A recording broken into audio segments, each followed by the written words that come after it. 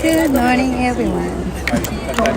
At long last, nakuha ko rin yung flight na 11:15. Actually, ang flight ko is 1:30 pero minove nila ng 4 p.m.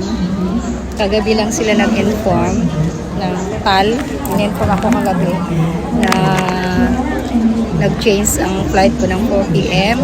Pero alanganin kasi dahil connecting ako to Lawag.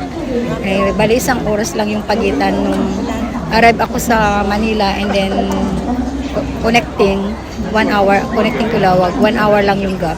So alanganin ako kasi kukuha pa, i-claim ko pa yung mga luggage ko. So alanganin, kaya nag-try ako na pinamove ko ng 11:15 yung aking flight is inaccept naman nila, tsaka sinabi ko yung sitwasyon ko ng isang mata ko hindi malabo.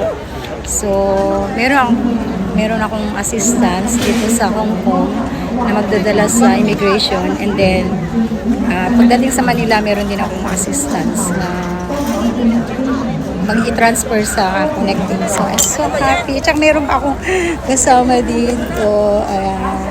Connecting din siya. Siya makasama ko. Pero siya yung maghahawak ng isang luggage ko. Yung trolley ko. So, mabait talaga ng ama. Pag mabait ka, mabait din ang meron ka rin, may kapalit din. So, thanks. Sobra akong nagpapasalamat sa ama kasi sa wakas, nakuha ko yung 11:15 na flight. Hindi na ako mag-antay ng ilang oras. Kung 4 p.m. pa ako mag-flight, bali magtatagal ako dito ilang oras.